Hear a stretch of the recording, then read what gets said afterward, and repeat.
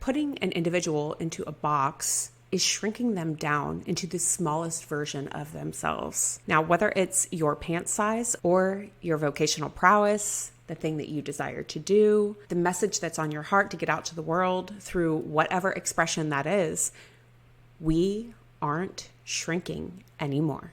You're also limiting an individual's creative expression. And that feels like a violation of universal commandments if those were actually a thing.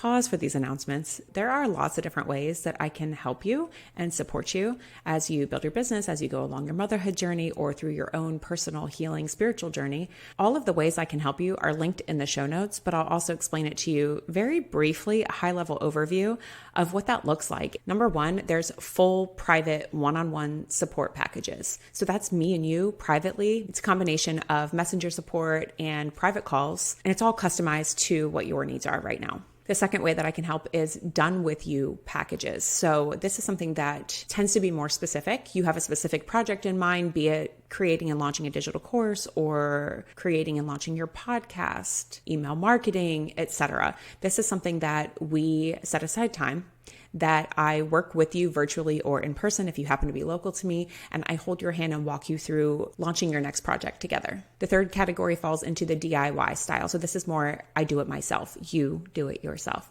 So this is the self-paced, on-demand version. It tends to be a lower price point because you go through the video modules of various courses that I have. There's a full course menu linked in the show notes, and you walk through the modules yourself, and it shows you tutorials, my perspective, teachings on a wide range of topics in the online business space with a spiritual flavor. And if you'd like something specific that you don't see, feel free to reach out to me, send me an email, send me a DM on Instagram, and let's talk. Separately, I wanted to share with you that the Birth Worker Retreat for 2025 is on the books. So there's also a link in the show notes where you can secure your seat. And I highly recommend doing this sooner than later if you know you're going to be there, because getting your hotel room under our room block in a timely manner is of the essence. I have been pricing our room block rates compared to what's on the website.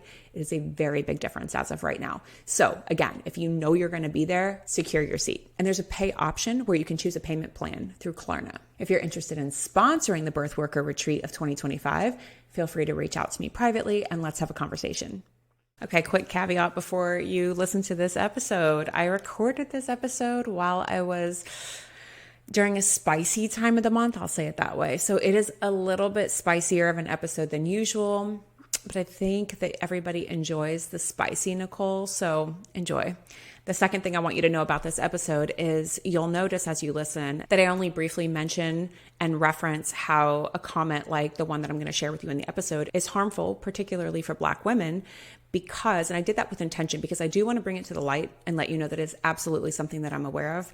More importantly, I'd like to bring on a woman of color to discuss this and have a dialogue and really center a Black woman's voice in this conversation. So that's something that I'm working on. And I hope to follow up with a part 2 where the whole episode is focused on and centered around a Black woman's perspective on this type of harmful internet dialogue that unfortunately doesn't just occur on the internet. Hi. So you know I don't normally fuss with internet BS, right?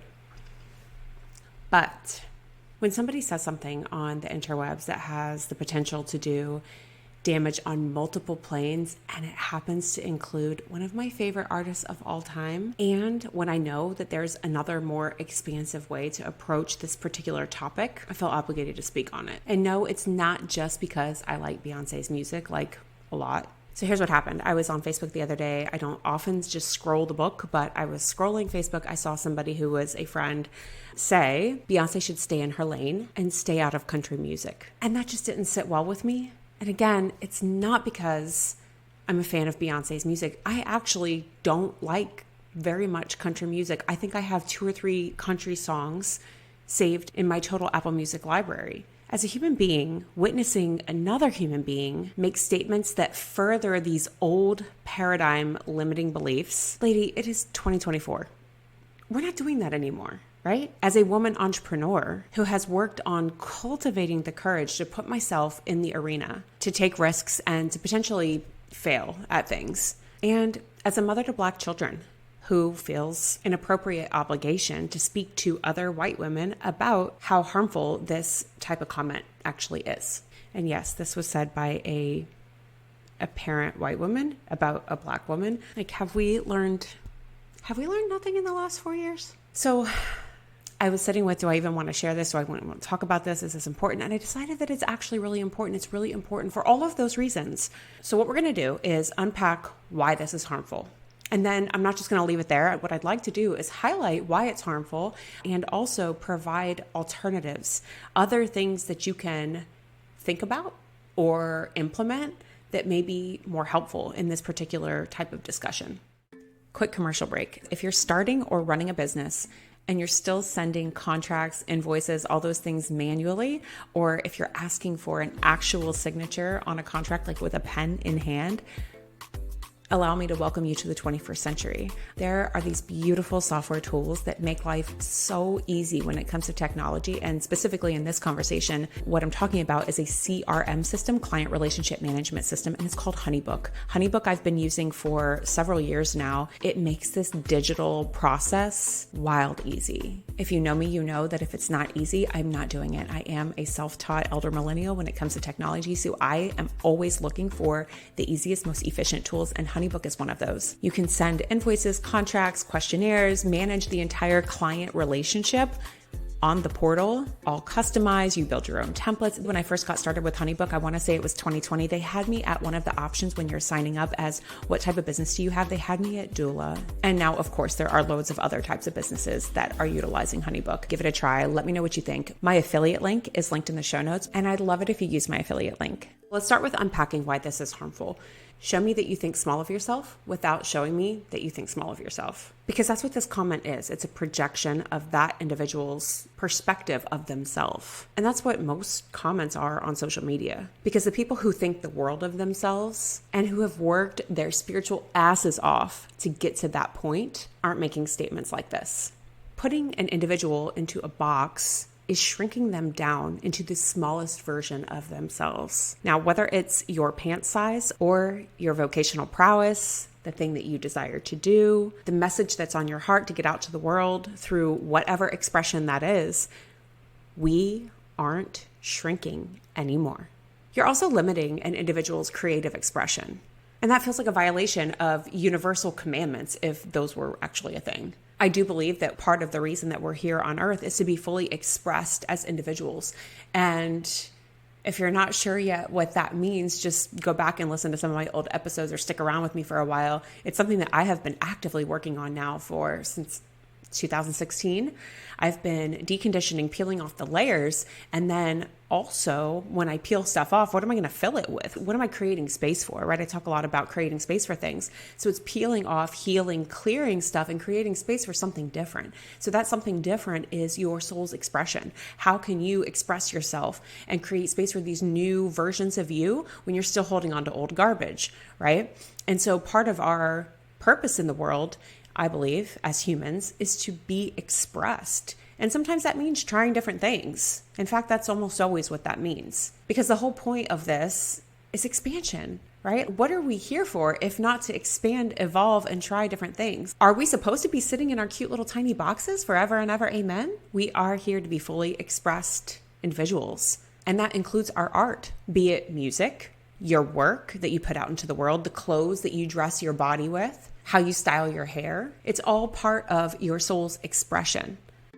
Quickie commercial break for anybody who is recording and or editing audio or video content for your business, whether that's a podcast, videos for social media, pre-recorded self-paced classes for any of your digital courses. There is a new-ish AI software that I started using in the summer of 2023, right around the time I started editing my own podcast videos. And I highly recommend it. Again, self-taught elder millennial. It's got to be easy. I was outsourcing the editing of my podcast for 3.5 years because my brain just could not function with these old audio video editors. Descript is not that.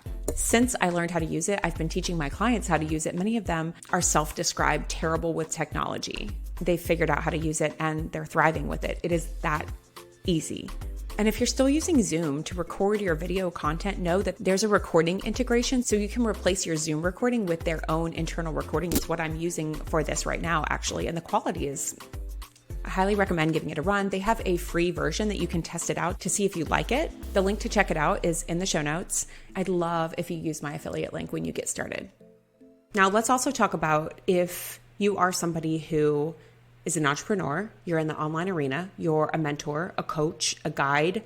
If you have any sort of influence over a group of individuals, that role is sacred. There is a lot of responsibility that comes with having influence upon other individuals, and it should be treated as such. This doesn't mean that you're always going to get it right, but when you have those moments of perhaps not getting it right, I hope that this episode helps you to shift. And we're going to talk more about what you can do instead in a minute, but let's get through the rest of this first.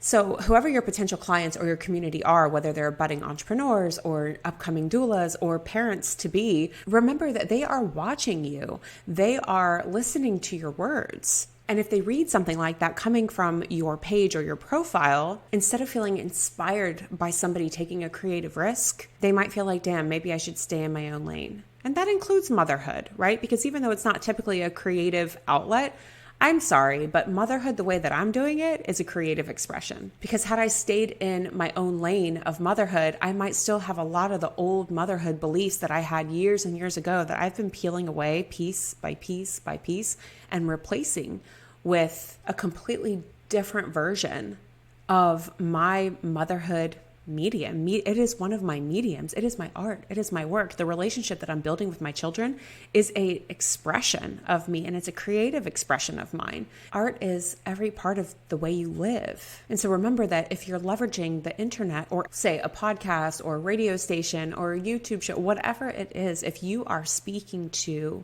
a group of individuals and you're getting into people's ears, just remember that there is a lot of responsibility that goes along with a position and a role like that.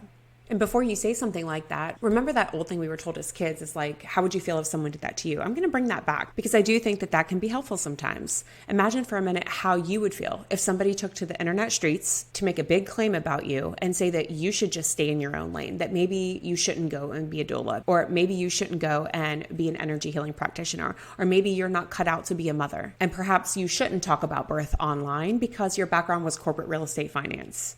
Because while we really liked you a whole lot better when you fit into that category of good little corporate girl, we are meant to test things out. We are meant to try things. We are meant to take risks. And sometimes that means learning lessons or what you might be considering as a failure. If you listen to me for any amount of time, you know that I really don't believe in failure. I believe that everything is a learning opportunity. And let's go back to that original claim that somebody made on the internet saying she should stay in her lane. If there was any hint of failure or implied failure in that statement, I'm not sure what you consider to be a failure, but it sure as heck doesn't look like Texas Hold'em is failing. I mean, it is number 1 on the Billboard 200 global chart. Anyhow, another thing I want to bring into the conversation is that I'm listening to this audiobook on creativity. I forget the name of it right now. One of the chapters describes that some of the best art that is created may be polarizing. There may be a lot of people who don't really care for it. And that's actually okay. All art is not meant for everybody. All bodies of work are not meant for everybody. And that's exactly why we need as many voices and versions in the arena as possible, so that we have more versions to choose from, so that we can find our correct people when we're deciding what song to listen to on Spotify or Apple Music, or if we're choosing which course to take on learning how to podcast. There are loads of podcasting courses out there, some free, some are paid. And still, I put out a podcasting course in the fall of 2023 because this is my flavor. This is my version. It has my magic in it. And it's not for everybody. And neither are all of the other ones out there. None of them are for everybody. And that's the beauty of it, right? This is why we need a variation of flavors. Okay, but what can you do instead? Awareness. Become aware of what your initial reaction or thoughts are when you read something like that on the internet. And if you felt like you aligned with some of what was said, if you feel like you've often said that before, like maybe that person should stay in their own lane. Maybe they should stick to music and not act. Maybe they should stick to playing ball and not making music or something like that. It's okay. It's just where you were at. The beautiful thing about that is you don't have to stay in that place. You get to choose what you want to think and feel instead. You get to choose what frequency you want to emit out into the universe. And I, for one, am not choosing that old paradigm version. I'm going to ask you a couple of questions for you to sit with and ponder over the next couple of days, weeks, I don't know, whatever, whenever it comes to you. If you have any thoughts on these, I would love to hear how you're processing these questions. You can feel free to write me and send me a note and let me know what comes up for you. So, number one, can you cheer for others when they try something new and take a big risk? Number two, can you allow yourself and others to step outside of the boxes and the labels for sake? And number three, can you allow yourself to embrace people's highest possibility? So when I do this, whether it's a friend, a family member, or a client, I can see their highest possibility in my mind. And then I hold that for them. It's how I pray for them. And I actually just realized that a couple weeks ago when I was seeing somebody post something to social media and everybody's like, pray for me, I'm praying for you, I'm praying for you. And I realized this is how I pray for people. I don't step into a church or a synagogue or a mosque to pray for somebody necessarily. One of the ways I pray for people is by holding a vision of their highest possibility with them and for them. It's me seeing what's possible for you and holding it with you and for you and believing that it's already happening and sometimes helping you get there in the now, right? Like I believe it's already happening. It's just a matter of bridging the gap. And sometimes that's my job as the coach, as the guide, as the mentor, friend, family member. It's helping you to bridge the gap. Okay, I hope you enjoyed this episode. And if you haven't already heard the song, Texas Hold'em is at the top of the Billboard charts. It's one of two of Beyonce's new country tracks. The other one is 16 Carriages, both of which are on repeat in my car and in my home. I have been influenced. I am a country music fan as of February 2024. You heard it here first. Enjoy. Okay, so what'd you think? Since words of affirmation are my love language, no, I'm just kidding. I don't really do love languages because I like all of them. But the truth is that recognition and feeling seen and heard lights me all the way up. I'm a projector. If you don't know about human design, now you know a little something. 20% of the population are projectors, and we light all the way up when we feel seen, recognized, heard.